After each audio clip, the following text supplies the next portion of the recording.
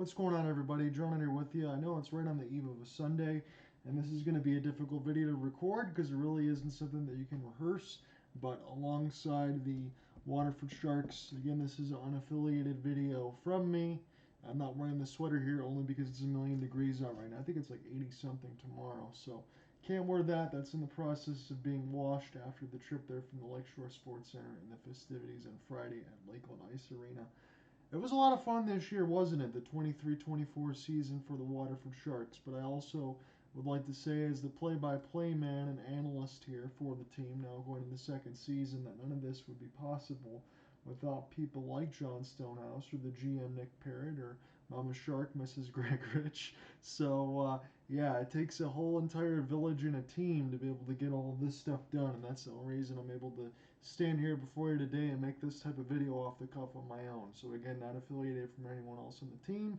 I just wanted to be able to make this one post for Hopeless Sports Guy alongside the write-up. I'm going to send that to Nick Parrott, and then I'll be able to get that all posted there for you, because whenever I throw anything on the Facebook side for whatever reason, it gets flagged from meta services. So that's what AI tech's going to do for you.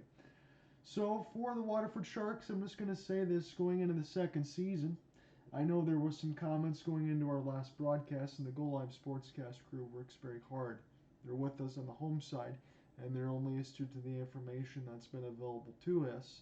And alongside with me, at least, alongside Nick Parrott, he's done an excellent job of being very transparent with me, letting me know what I can and can't say, and sharing the information out when it needs to be publicized. If he could have the opportunity to have more than 24 hours in a day, I'm sure we would have done a lot more work together as far as press releases and getting all that stuff done. But he's got so much on his plate alongside with the rest of the team, that's not always possible. So I did my best that I could with the press releases and the things that are given.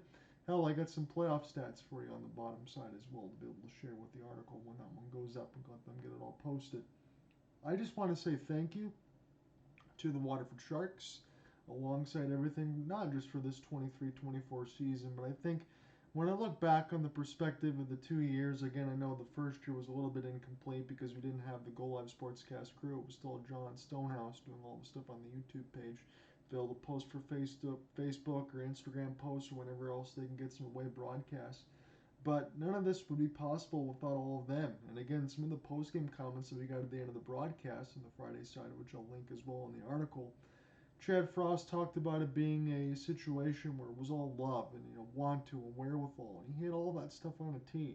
Because I think going into it from the last season for the Waterford Sharks, right, they know the Muskegon Voyagers have been the gold standard in the league. They've won the last 3 years. I don't care if it's a 6-team league or how many it's been. They've been the gold standard, and that's what you got to be able to knock off. And I think for Waterford going into it, they spent all the way through February into the roster freeze, everything they've done in the offseason. I think all the players, the coaching staff, and everyone else is of one mindset.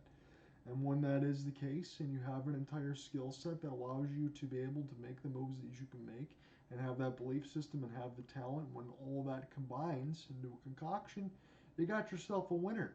Now, did I expect, and again, I know I don't want the players to get mad at me for saying this, but again, I've been honest throughout this broadcast. I try to bring the intensity, the emotion, the honesty, and to be as neutral as I can. I know in some of the play-by-play stuff yesterday, I almost blew a voice register when the Sharks won the whole thing, but again, I'm also a little bit of a company man.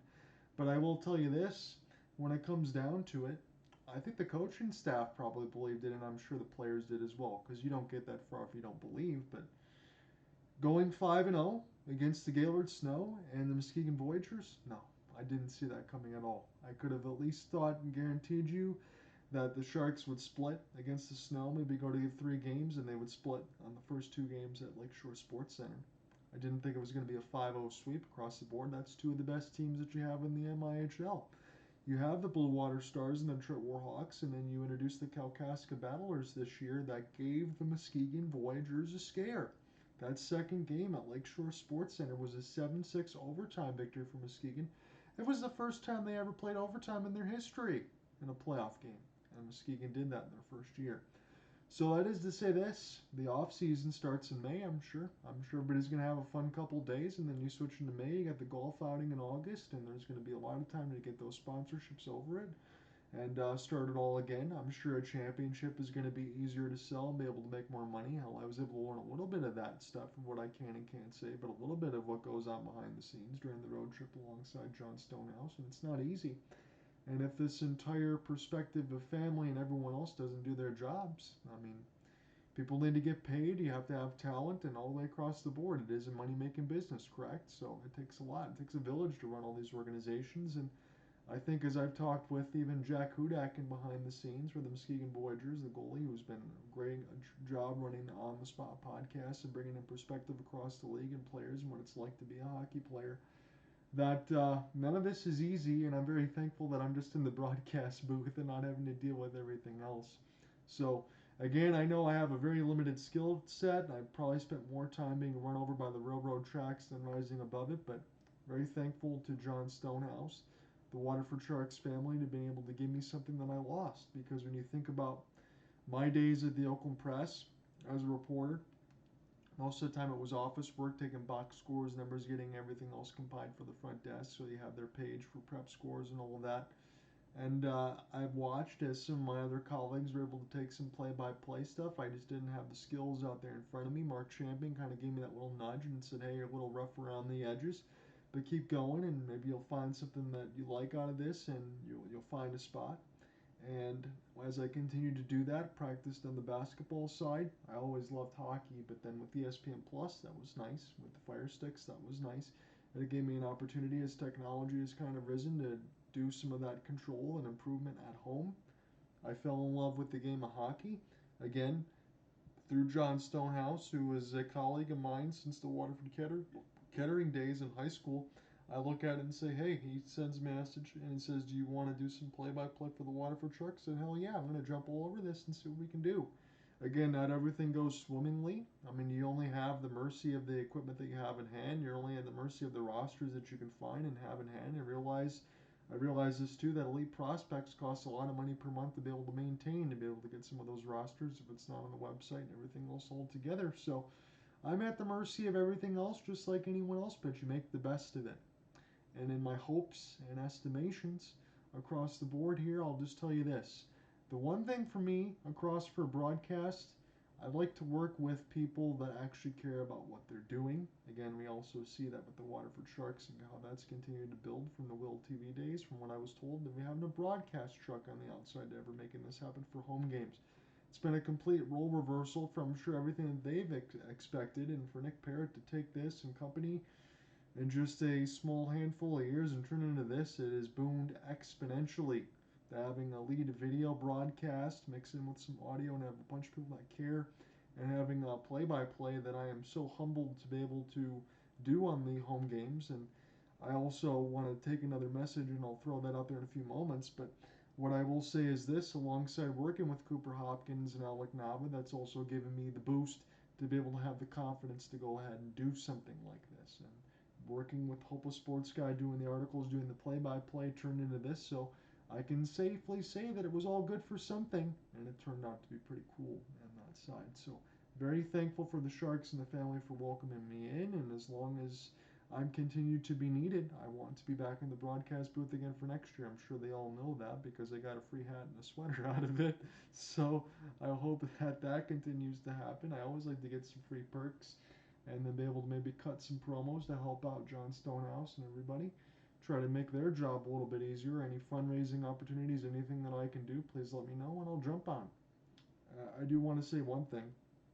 As far as the road trip, I am so thankful and so humbled to all of you, Alex Gregorich, everybody. Again, the captaincy has always been so nice. Again, that's why you wear the captaincy. You have that leadership on and off the ice, but the entire team. It's not just him. It's the entire team, the whole organization. But to be so respectful to me when you really don't have to be, because I'm just a guy being the voice, but everybody's been so cool. They made me feel like family, and they've given me back something that I've lost. Again, COVID kind of takes, away some of that. Job titles at the Oakland Press, that moves on. We were all forced to resign and then just figure out where to go next.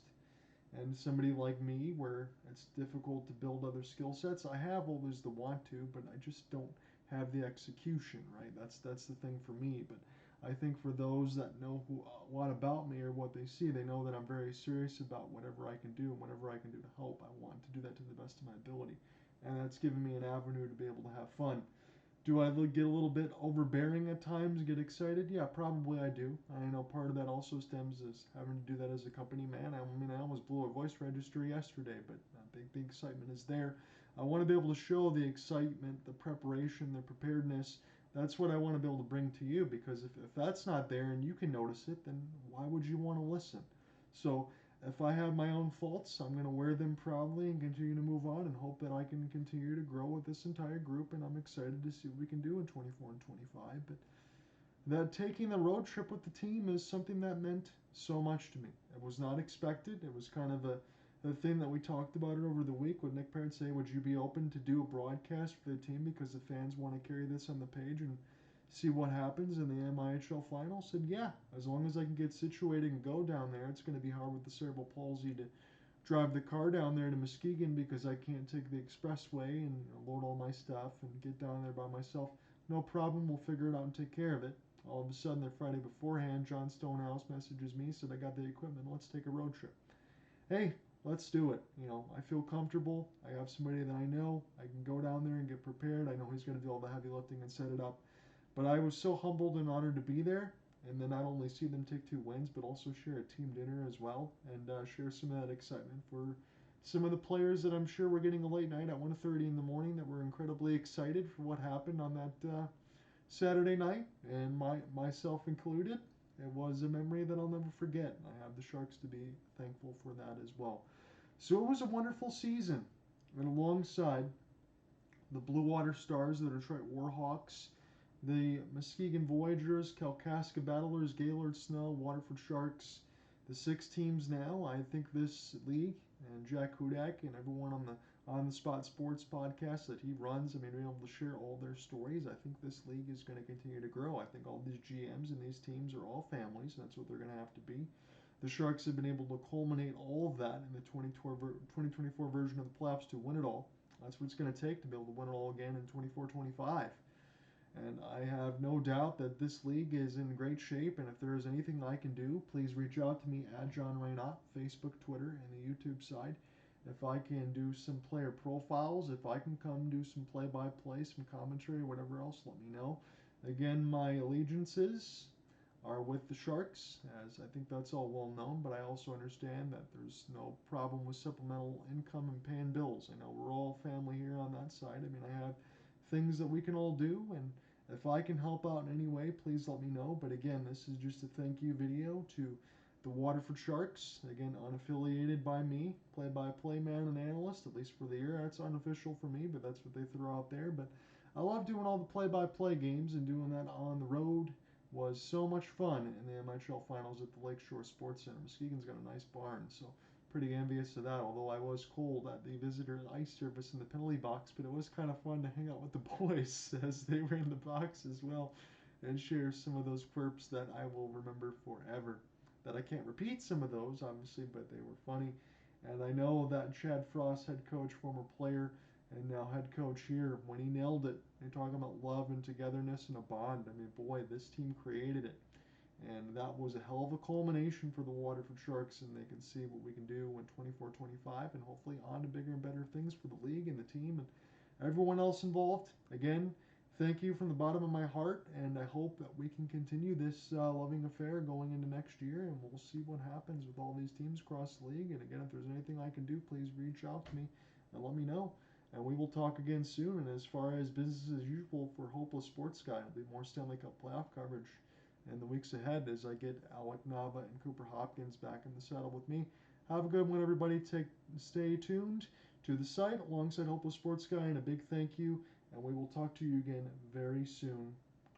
And from much love and affection, I say peace out, and we will talk soon.